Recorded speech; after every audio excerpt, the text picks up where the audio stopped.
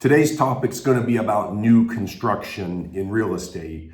And you could be buying new construction where a house is being built by a builder and it's actually listed for sale, or you may be considering building something new. You may already own the land or maybe want to buy land and build.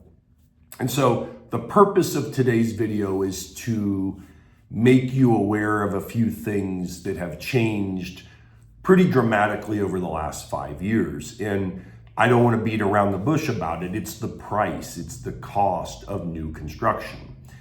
So 5 years ago, to build a brand new, really high quality house in our area, 3-bedroom, 2-bath, 2-car garage, full basement, forced air heat, central air, deck or patio, nice house.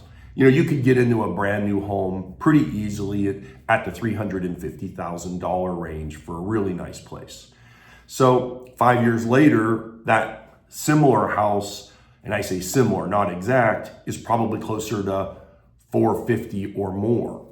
And if you notice that new houses being built look smaller, you're paying attention, because a lot of them, the builders, in order to keep the costs somewhat reasonable, have had to shrink the house down slightly. And a lot of you are going to think it's the builder just trying to make more money. The reality is, I think the builders in the current market per house are making less money. And you may say, how's that possible? Well, it's really easy that it's possible, because the cost for them to buy land is higher. The cost to develop land is higher. I don't know if you've priced the cost of concrete, it's higher. The cost of building materials, so like your framing, your shingles for your roof, your siding, your windows, a spool of electric went from $49 to about $150. So like a lot of the electric materials, some of them have tripled in cost. So if they kept the price the same, they'd be out of business. There's no possible way they could build the house for the same price, because their fixed costs are significantly higher. And that does not include the cost of their labor, their employees, the subcontractors that they have to pay to build these houses. The labor has actually gone up, not just because the economy has gone up, but because fewer people remain in building trades as far as those industries, like, block layers, framers, drywallers, electricians, plumbers, pretty much everything except heating and cooling. I feel like there are fewer people in those industries. So because there's fewer people in it, and the demand is higher, the price tends to go up. So why I bring this up? Well, we've been in a shortage of available houses for a while now. So a lot of people are saying, well, if I can't buy what I want, I'll just build. But they don't know how high the pricing has gone up for new construction. Existing homes still looks like one heck of a bargain.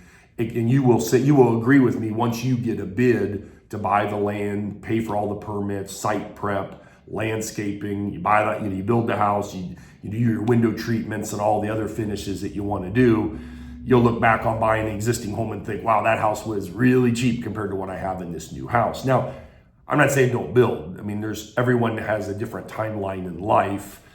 If you've always dreamed of building your own home and you're financially in a position to do it, I wouldn't wait, because I have a feeling the material costs and the cost of a future house 5 years from now is not going to be less, it's going to be more. And so doing it now, I mean, obviously anyone that knows anything about the value of money can look back over the last 5 years compared to today and say 5 years ago it was cheaper. And if you wanted to use that same mentality, you could go, well, 5 years was cheaper, 10 years ago was even cheaper than that. And when it comes to new construction and materials, it's been pretty consistent that way. You can go back and look in 5-year increments, and it's done nothing but go up, up, up, and up. And for that reason, that's why I say the resale houses look like a heck of a buy, even though resale values on existing homes have obviously gone up pretty dramatically in the last 5 years as well. So not to rain on anyone's parade, but just to make you aware of material costs.